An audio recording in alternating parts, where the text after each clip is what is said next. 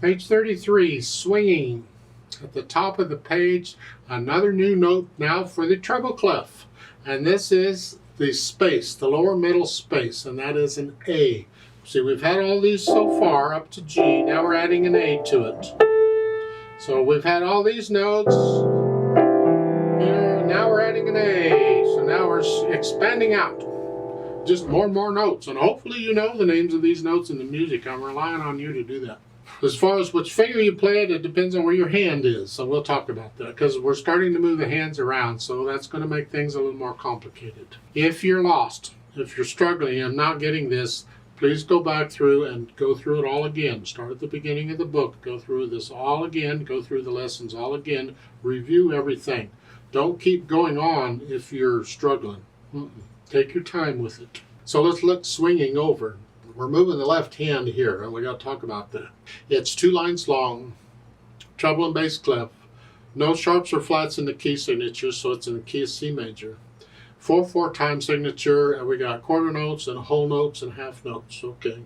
I want to take a hand one at a time, make sure we understand what each hand is doing. The right hand, you're starting here. They don't give you a finger number. I'm just telling you, you're in C position in the right hand.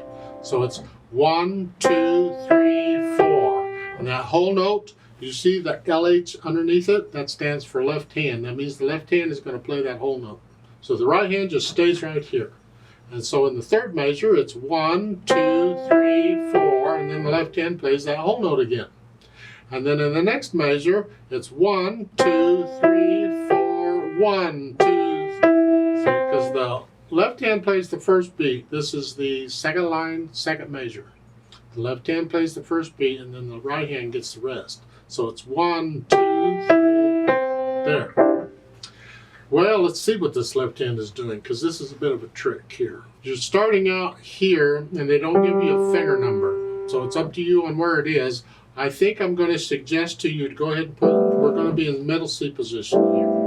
We could be down here because you can play that with either position. It's covered. But because the left hand has to move, I want the left hand a little closer. So I'm going to put it up here. See, the left hand has to play this A in the second measure. So I want to be as close to that A as I can get. So if I'm down here, I got to go all the way to here. But if I'm up here to play it, I'm only going from here to here. It's closer than here. So I'm going to be in this position. I mean, in the last 2 measures, they tell you it's third. I don't know why they give you a finger number there. They could have given you a finger number at the beginning. But if I'm in this position, those are the numbers I'm going to use.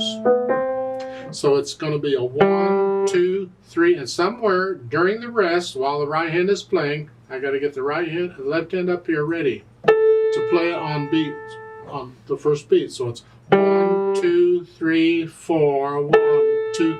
And now the hard part. You got to go from here to here. There's no rest or anything. You got no time to get down there. So how do we handle this? Well, first off, many times in piano music, we do practice moving the hands. You'll do it a lot. And you have to look at the keyboard, of course. You got to see where you're going, because you can't mess up the beat. We got to do this in rhythm. And there's a couple ways we can handle this. You're here, you're going to lift up and go down. Because the right hand's in the way. You got to go over it. You have to just practice that. There's no time. One way of doing it is, rather than here, I can use little finger, because that puts me a little bit closer to here, because I'm here. If I can aim my little finger okay, if you can't aim your little finger, then you're not going to want to use a little finger. You got to use some other finger. But you don't want to move any more than you have to. To use the other fingers, you got to go further. So we want to be as close as we can. We don't want to, shorten the move, but it has to be accurate. So it's in my mind, I want to use little finger because I'm closer to it. Plus, Even though they put a second finger on that A, you can, if you want, use thumb here, because the thumb is a little closer too. So I can use a little finger to A. Now I'm not moving very far, depends on how big your hands are.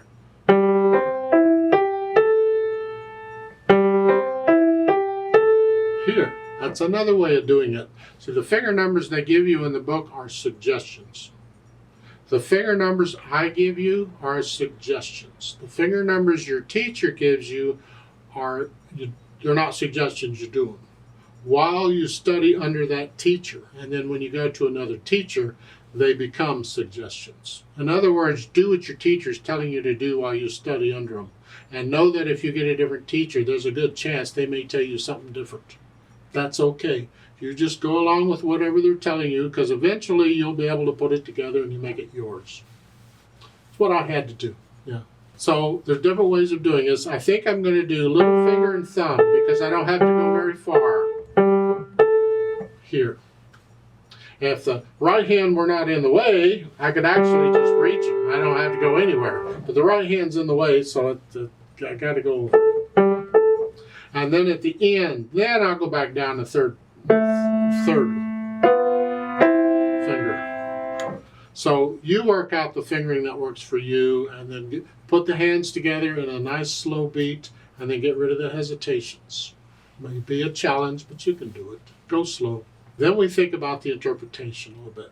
The natural accents, 1, 2, 3, 4. 1, 2, 3, 4. 2, 3, 4, like that. And then we can add the phrasing. Well, here it's like every 2 measures. And that helps us now in playing it, because in lifting up for the phrase, that gives us a little bit more time to move. Lift up. See, taking a breath, that gives me more time to move.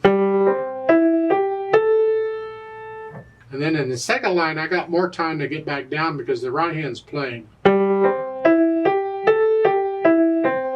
I can get plenty of time to get where I need to go. So that helps a little bit. And then I think about, of course, bringing out the melody. Well, you think, well, it's all melody. Almost all melody. All of this is melody.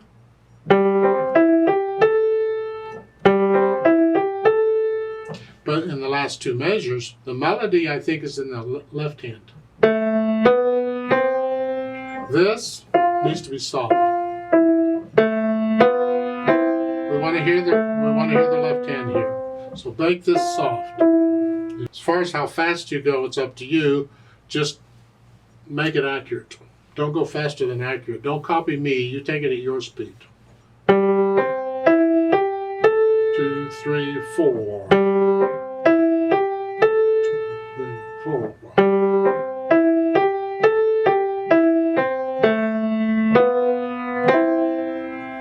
That's one way of playing it. I could play it other ways. It depends on how I interpret it.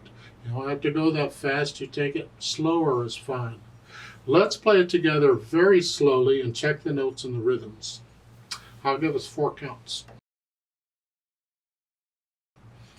1, 2, ready, go. 2, 3, 4. 2, 3, 4.